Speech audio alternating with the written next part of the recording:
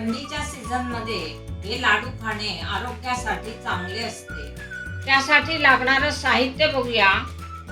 पाव किलो सुकं खोबरं घेतलंय किसून, त्यानंतर अर्धा किलो गूळ घेतलाय किसून, 200 ग्राम खारीक घेतली आहे, ती मिक्सरला बारीक करून घेतली आहे, थोडीशी जाडसर ठेवली आहे. नंतर 100 ग्राम डिंक, 100 ग्राम काजूचे तुकडे करून घेतले आहेत बारीक, 100 ग्राम बदामचे तुकडे करून घेतले आहेत बारीक. त्यानंतर मनुका 100 ग्राम, 25 ग्राम खसखस, 1 चमचा वेलची पावडर आणि तूप लागणार आहे आपल्याला. सगळ्यात आधी आपण सुकं खोबरं भाजून घेणार आहोत. ते असं सुकंच भाजणार आहोत आपण. त्याच्यामध्ये तूप वगैरे काही टाकणार नाही, कारण त्याच्यामध्ये तेलाचा अंश असतो. त्यामुळे आपण हे सुकं भाजून घेणार आहोत. हे आपल्याला चांगलं तांबूस होईपर्यंत भाजून घ्यायचं आहे. आता मी मीडियम गॅस ठेवला आहे, कारण टोप जाड आहे माझा. जर टोप पातळ असेल तर तुम्ही बारीक गॅस ठेवा. हे आता तांबूस दिसायला लागलं बघा, भाजत आलंय. आता आपण गॅस बंद करूया. आता हे झालेलं आहे. आता आपण खसखस भाजून घेणार आहोत. ती सुद्धा आपण सुकीच भाजून घेणार आहोत. त्याच्यामध्ये तूप वगैरे काही घालायचं नाही. बघा, खसखसचा कलर पण बदललाय. आता आपली खसखस भाजून झालेली आहे. आता आपण बाकीचं साहित्य थोडं थोडं तूप घालून भाजून घेणार आहोत. आता आपण मनुका भाजून घेऊया.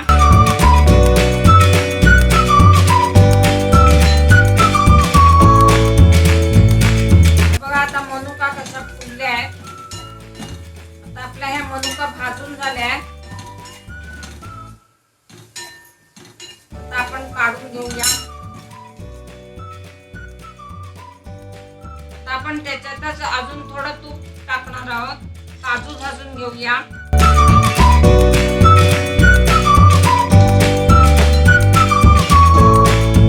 आता आपले काजू सुद्धा भाजून झाले आहेत. आता आपण काढून घेऊया. हे सगळं थोड्या थोड्या तुपावरच भाजून घ्यायचं आहे आपल्याला. 1 चमचा तूप टाकायचं आणि भाजून घ्यायचे. अजून 1 चमचा तूप टाकूया ह्याच्यातच. आता बदाम भाजून घेऊया.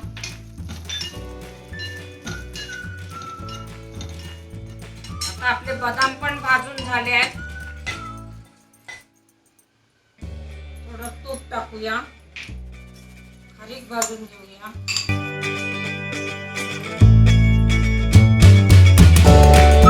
आता खारीक पण 2 मिनिटं मी भाजून घेतली. जास्त खारीक भाजायची नाही तर ती कडक होते. आपण डिंक भाजून घेणार आहोत. त्यासाठी थोडं थोडं तूप टाकायचं. थोडं म्हणजे 2 चमचे वगैरे ठीक आहे. आणि थोडा थोडा डिंक घालायचा आहे आपल्याला. बघा, असं थोडा थोडा घालून घेऊन घ्यायचा.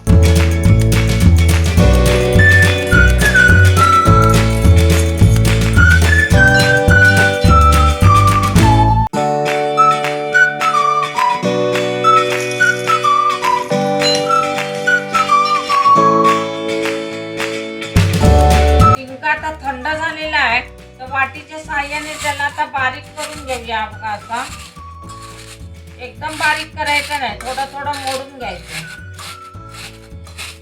आता हा बारीक करून झालाय. तळलेल्या सगळ्या वस्तू आपण आता सगळ्या मिक्स करून घेऊया.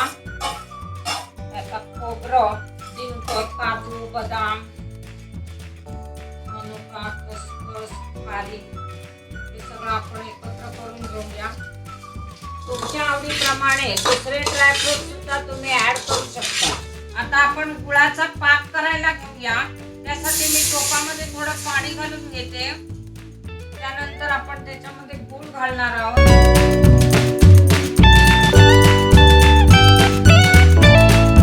पाक तुपामध्ये केला पाहिजे असं काही नाही, पाण्यामध्ये केला तरी चालतो. 1 तारी पाक होईपर्यंत पाण्याचा अंश निघून जातो. पाण्यामध्ये पाक केल्याने लाडू टिकत नाही असा गैरसमज असतो, पण हे लाडू सुद्धा 2 महिन्यापर्यंत टिकतात. आता आपण याचा 1 तारी पाक तयार करूया.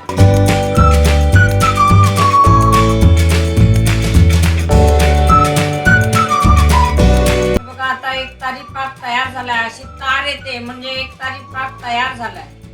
आता आपण गॅस बंद करूया. आता आपण हे सगळं मिश्रण त्या पाकामध्ये टाकून घेऊया.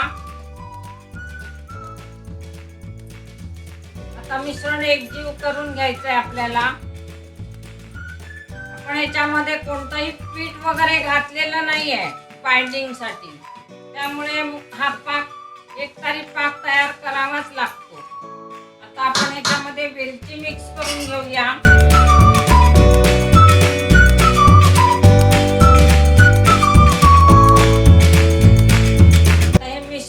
मिक्स करून झालेलं आहे. आता आपण हे थोडं थाळीत काढून घेऊया आणि लाडू वळायला घेऊया. हे बाकीचं मिश्रण आपण झाकून ठेवूया. हाताला थोडं तूप लावून घेऊया. आता आपण लाडू वळून घेऊया.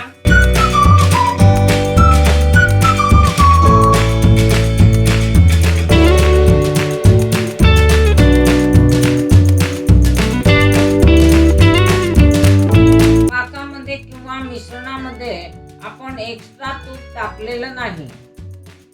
सुरुवातीला मी हाताला तूप लावलं होतं, पण त्याची सुद्धा गरज वाटत नाही, कारण सर्व साहित्य तुपामध्ये परतून घेतलं होतं.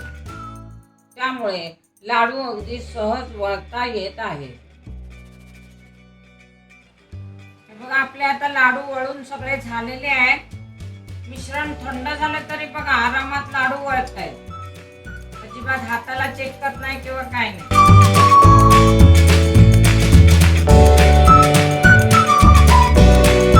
थंडीमध्ये खाण्यासाठी अत्यंत पौष्टिक असे आपले डिंकाचे लाडू तयार आहे. तुम्ही पण माझ्या पद्धतीने बनवून बघा आणि कसे झाले ते कमेंट्स मध्ये सांगा. माझ्या चॅनेलला सबस्क्राईब करायला विसरू नका. व्हिडिओला लाईक करा, शेअर करा. धन्यवाद.